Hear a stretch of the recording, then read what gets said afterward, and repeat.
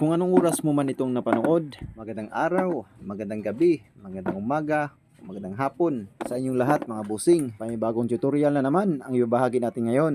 Tara, umpisahan na natin.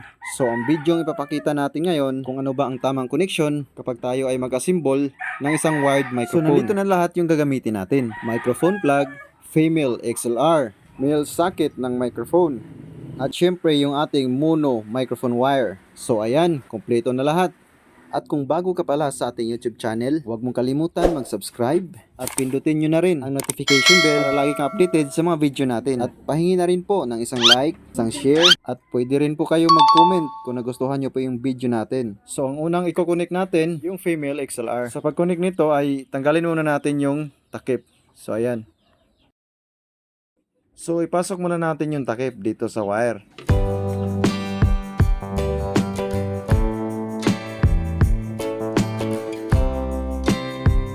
Pagkatapos ay ilagay na natin tong stopper.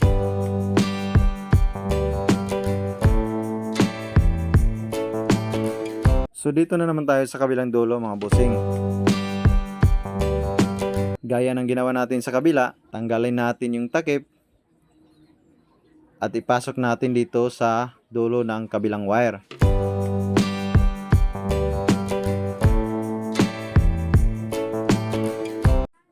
So ito na bali yung magkabilang dulo, yung sa female XLR at saka yung sa microphone plug. So ang susunod natin gagawin, ikabit muna natin tong male socket dito sa microphone. So ayan, ito yung wire nya, yung dalawang wire, positive at saka yung negative. So ayan, papakita natin mga boss. So bali ito yung dalawang wire natin, no? Yung galing sa microphone coil. So ito siya. So ito yung dalawang wire papunta dito sa microphone coil dito sa taas, dito. Tapos dadaan siya ng switch papunta dito sa taas sa coil. So next, paano ba ito ikakabit dito sa ating microphone? So ayan. So bago natin maikabit yan ay kailangan muna nating tanggalin itong maliit na screw. So natanggalan natin yung screw. Ngayon ay magsusulda na tayo.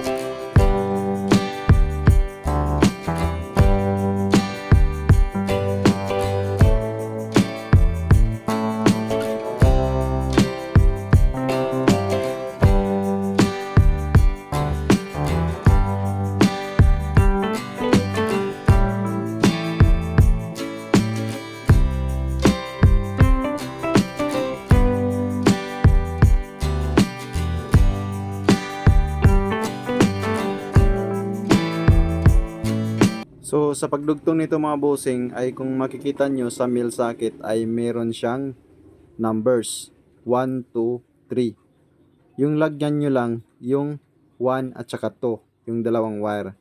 So yan yung ginawa natin mga bossing. So ayan, yung 1 at saka yung number 2 yung nilagyan natin. So ilagay na natin dito sa loob. Tapos lagyan natin ng tornilyo. So ayan, higpitan natin para hindi siya gagalaw dun sa loob. So ayan.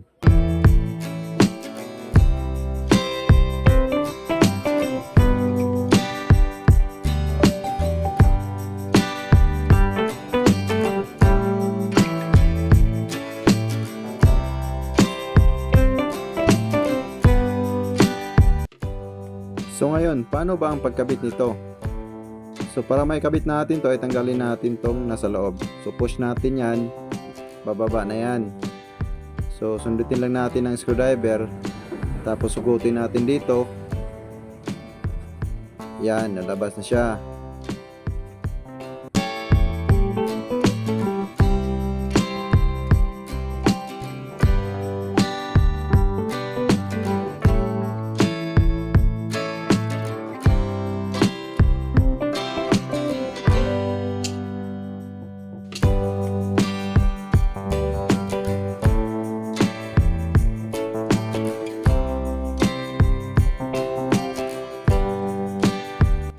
So ipapakita ko sa inyo ngayon ang ground. So ito yung ground at saka ito yung positive.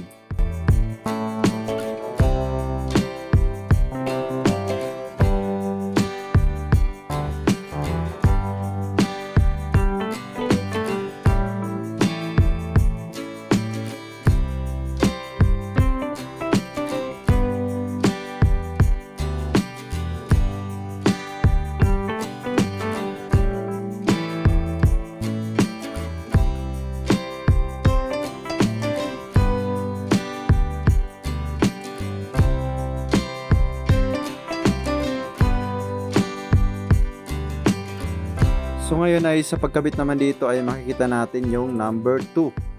So yun yung positive dito. Dapat dyan siya nakalagay itong positive. So number 2. At sa number 3 naman itong ground. So ayan. Sa ground or number 1 dyan.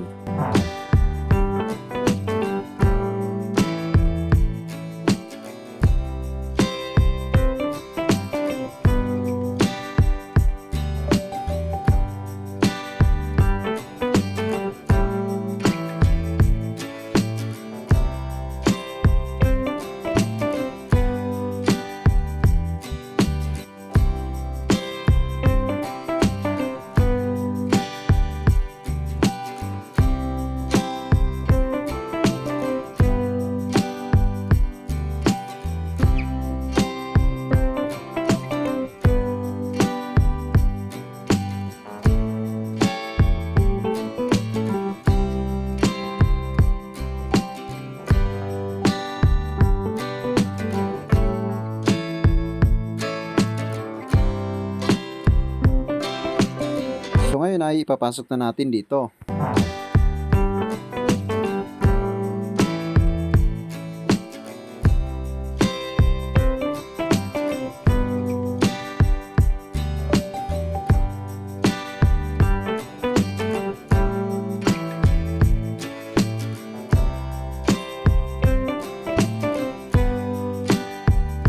So ayan.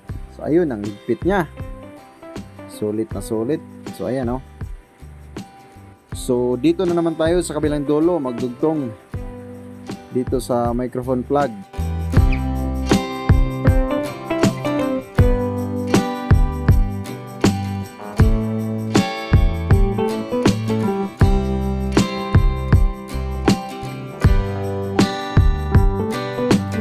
So ang pagkabit dito mga busing ay bali ito yung nasa gitna, ito yung positive.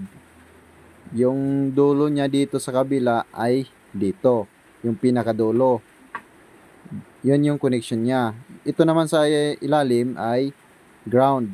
Ito yung mahaba dito sa gitna.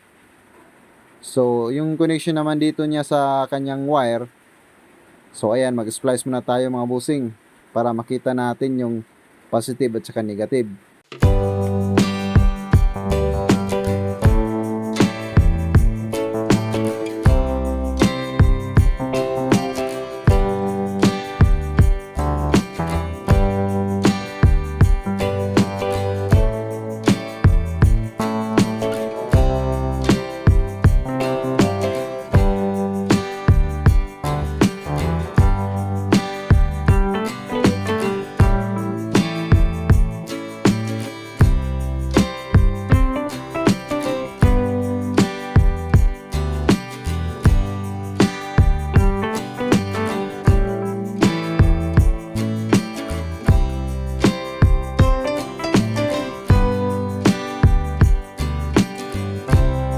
So ayan, naikabit na natin mga bossing. So ito yung positive at saka yung negative or ground. So ilagay na natin to.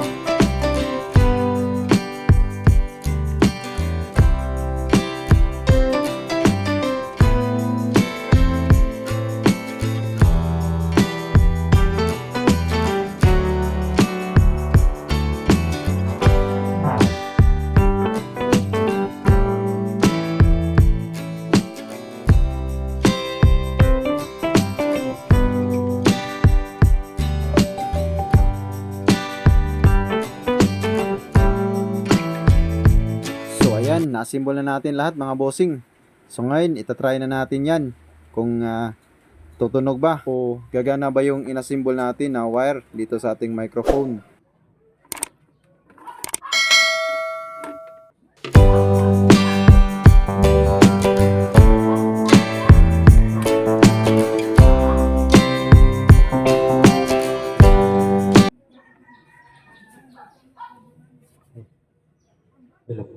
Hello, sound check, hey, sound check, mic test one, hey, sound check, hey, sound check, hello, mic test one, hey, sound check,